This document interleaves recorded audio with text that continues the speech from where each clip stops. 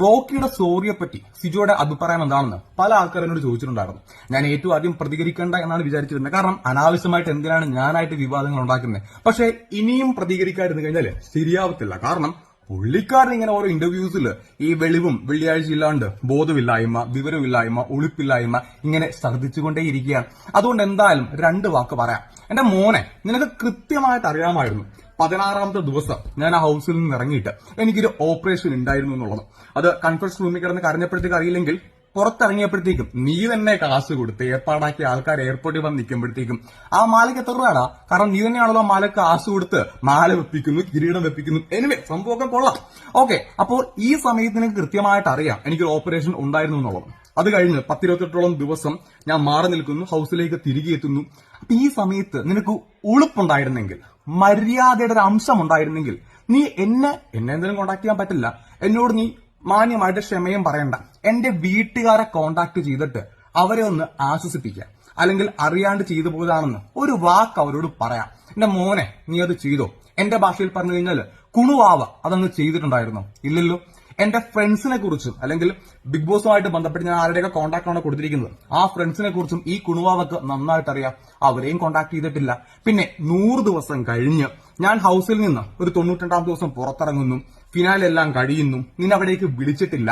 ഇതെല്ലാം കഴിഞ്ഞപ്പോഴത്തേക്കും ആരെയോ ബോധ്യപ്പെടുത്താനെന്ന രീതിയിൽ ഈ പൊറോട്ട് നാടകം, ഉളുപ്പില്ലാത്ത ഈ സോറി പറച്ചില് നീ നടത്തുമ്പോഴത്തേക്കും അതിനങ്ങ് അക്സെപ്റ്റ് ചെയ്ത് കഴിഞ്ഞാൽ ഞാൻ നിന്നെപ്പോലെ മണ്ടനായി പോയില്ലടാ. അതുകൊണ്ട് എനിക്ക് എന്തായാലും കുണുവാവയുടെ ആ സോറി അത് വേണ്ട.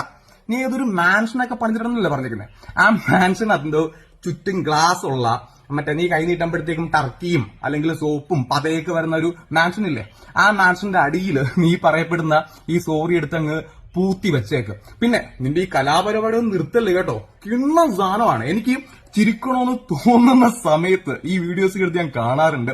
സത്യം പറഞ്ഞ എന്റെ കുണുവാവേ, നീ നമ്മുടെ ബിഗ് ബോസിൽ വരേണ്ട ആളൊന്നും അല്ലായിരുന്നു. നീ ശരിക്കും വരേണ്ടത് ഏഷ്യാനെറ്റിന്റെ കോമഡി സ്റ്റാഴ്സിലായിരുന്നു. കാരണം സീരിയസ് ആയിട്ട് ഓരോ കാര്യം കാണിക്കുമ്പോഴത്തേക്കും നിനക്കത് ഭയങ്കര മാസമായിരിക്കും. പക്ഷെ കാണുന്ന ആൾക്കാർക്ക്, പ്രത്യേകിച്ച് എനിക്കും നല്ല ചിരി വരുന്നുണ്ട്. ഇത്രയും മാസാണെന്ന് പറഞ്ഞുകൊണ്ട് ഇതേപോലെ ഈ വിവരക്കേട് കാണിച്ചു വിട്ടാനായിട്ട് ഇന്ന് കേരളത്തിൽ വേറൊരു ആളേ ഇല്ല. എയർപോർട്ടിലേക്ക് വരുന്ന സമയത്ത് സ്വന്തം കാശിന് പൂമാലയും ബൊക്കെയൊക്കെ വാങ്ങിച്ചിടുന്നു. ആൾക്കാരെ ബിരിയാണി കൊടുത്തിട്ടാണോ കാശ് കൊടുത്തിട്ടാണോ ചുറ്റും നിർത്തുന്നു. അതുകൂടാതെ ഏതോ മാളിലൊക്കെ പോകുന്ന സമയത്ത് 5-6 പേരെ ബൗൺസേഴ്സിനെ പോലെ കൂടെ നടത്തിക്കുന്നു. 10 ലക്ഷം രൂപയ്ക്ക് കുപ്പി വിൽക്കാനായിട്ട് ഏർപ്പാടാക്കുന്നു. ഇന്റർവ്യൂവില് ചലഞ്ചേഴ്സ് എന്ന് പറഞ്ഞുകൊണ്ട് ആൾക്കാരെ പിടിച്ചിരുത്തുന്നു. പിന്നെ ഈ പറയപ്പെടുന്ന കുണുവാവയുടെ കൂടെ വരുന്ന ആൾക്കാരായതുകൊണ്ട് എനിക്ക് അതിശയമൊന്നുമില്ല. ഈ പുട്ടുകുറ്റിക്കകത്ത് തലച്ചോറ് പുഴുങ്ങാൻ വെച്ച ആൾക്കാരെ ആയിരിക്കും കൊണ്ടിരുത്തുന്നത്. സ്വാഭാവികമായിട്ട് അവരും ഇതിനേക്കാൾ ഗംഭീരമായിട്ട് വിവരക്കേടങ്ങ് വിളിച്ച് കൂവുകയും ചെയ്യും. അതുകൊണ്ട് ഈ വിവരക്കേട് നിർത്തരുത്. പിന്നെ എനിക്ക് പ്രധാനമായിട്ടൊരു അഭ്യർത്ഥന ഉള്ളത്, ഈ വിവരക്കേട് ഈ കുണുവാവക്ക് ആരാണോ പറഞ്ഞു കൊടുക്കുന്നത്, ഇങ്ങനെയൊക്കെ ചെയ്തു കഴിഞ്ഞാൽ സൂപ്പർ ആയിരിക്കുമെന്ന് ആരെങ്കിലും പറഞ്ഞു കൊടുക്കുന്നുണ്ടെങ്കിൽ, ഒരു മാനേജറോ പിഎയോ ആരെങ്കിലും ഉണ്ടെങ്കിൽ ദയവ് ചെയ്ത് നിങ്ങൾ രാജിവെച്ച് പോകരുത്. ഇനിയും ഇതേപോലത്തെ നല്ല നല്ല ഐറ്റംസ് പുറത്തേക്ക് ഇറക്കണം, ഞങ്ങൾക്ക് ചിരിക്കണം. അതുകൊണ്ട് എന്തായാലും മോന്റെ ആ സോറി അങ്ങ് കയ്യിൽ തന്നെ വെച്ചോ. വിവരക്കേടും ബോധമില്ലായ്മയും ഇങ്ങനെ ഒരു അലങ്കാരമായിട്ട് കൊണ്ടു നടക്കുന്നത് കൊണ്ട് അത് ഇനിയും തുടർന്നു പോവുക. പിന്നെ അവിടെ വെച്ച് ചെയ്ത പ്രവർത്തികൾ എന്തൊക്കെയാണെന്ന് കൃത്യമായിട്ട് എനിക്കറിയാം. ആ ഷോയ്ക്ക് എപ്പോഴും പാലിക്കേണ്ട ബൗണ്ടറി ഉണ്ട്. ആ ബൗണ്ടറിക്ക് അപ്പുറം ഞാനൊരു ഉണ്ടയും ചെയ്തിട്ടില്ലെന്ന് എനിക്ക് നല്ല ബോധ്യമുണ്ട്. അതിനെപ്പറ്റി വേണമെങ്കിൽ വിശദമായിട്ട് ഞാൻ പിന്നീട് സംസാരിക്കാം. അപ്പൊ എന്തായാലും മോന്റെ സോറി മോനെടുത്ത് അങ്ങ് മടക്കി വെച്ചേ കേട്ടാടാ കുണുവാവ കുട്ട.